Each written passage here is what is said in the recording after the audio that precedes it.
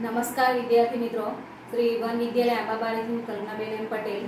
મિત્રો, ધોરણ 12ના તત્વજ્ઞાનના આગળના વિડીયોમાં આપણે પહેલા ચેપ્ટરમાંથી સાદું વિધાન, સંયુક્ત વિધાન, તેના તાર્કિક કારકો કયા છે, એના પ્રતીકો, એનું સ્વરૂપ અને એના લક્ષણની ચર્ચા આપણે કરી ગયા. આજે આપણે જોવાના છે જટિલ સંયુક્ત વિધાન કોને કહેવાય, એના પ્રકારો કેટલા છે એની સમજૂતી મેળવીશું. તો જટિલ સંયુક્ત વિધાન કોને કહેવાય એ તમને પરીક્ષામાં પણ પૂછાય છે. એની વ્યાખ્યા કે કોઈ સંયુક્ત વિધાનની અંદર એના ઘટકરૂપ અંગ તરીકે એકથી વધુ સંયુક્ત વિધાનનો સમાવેશ થયેલો હોય તો તેવા વિધાનને જટિલ સંયુક્ત વિધાન તરીકે ઓળખવામાં આવે છે. હવે જટિલ સંયુક્ત વિધાનો 5 છે.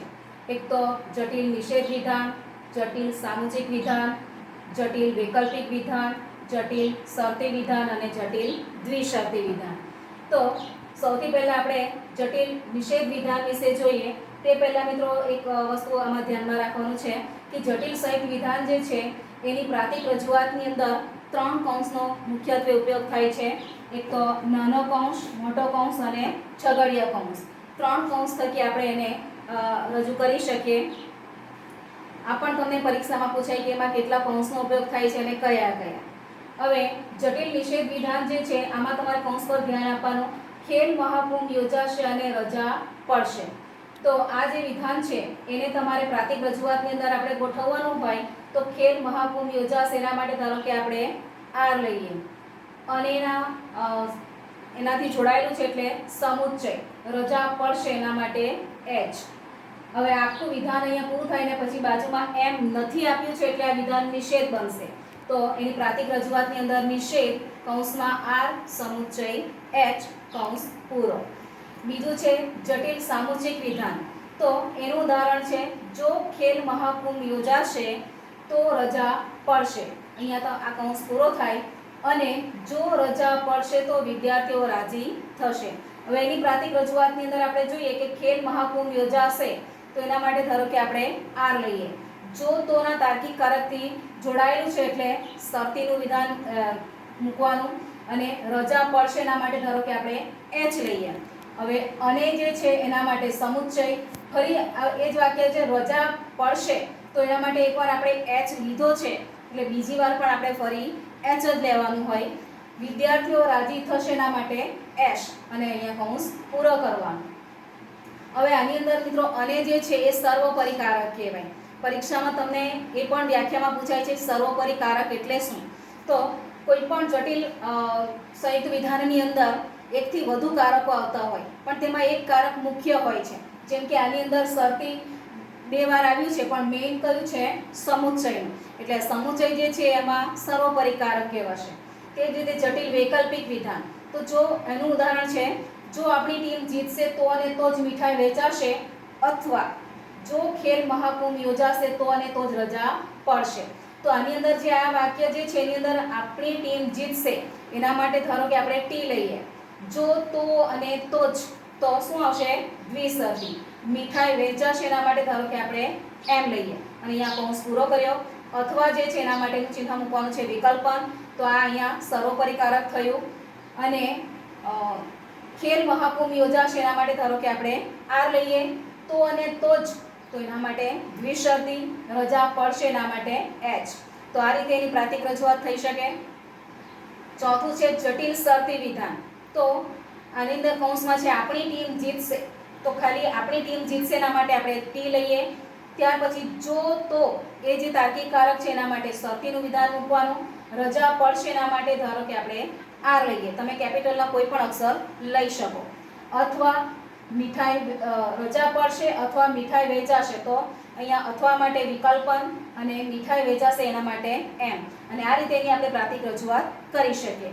ત્યાર પછી પાંચમું છે જટિલ દ્વિશરતી વિધાન.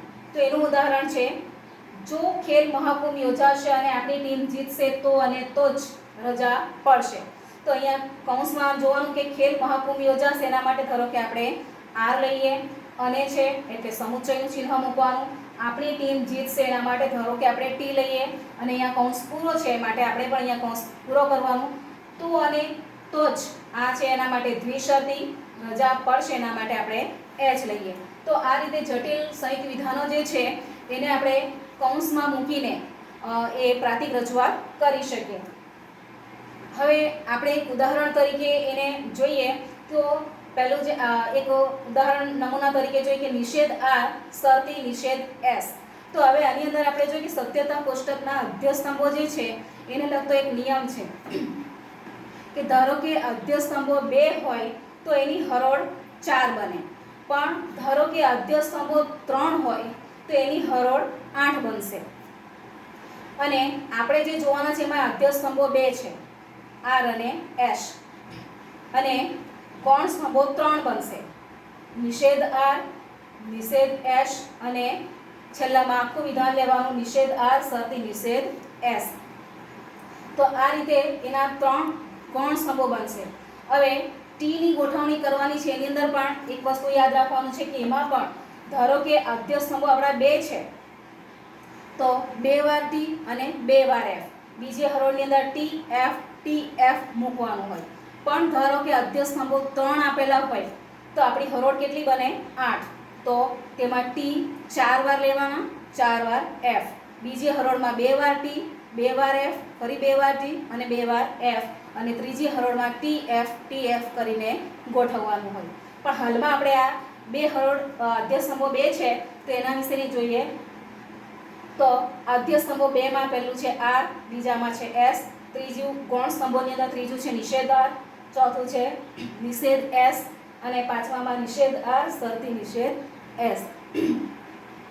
હવે એની અંદર 2 હરોળ છે એટલે 2 વાર ટી, 2 વાર એફ, બીજામાં ટી એફ.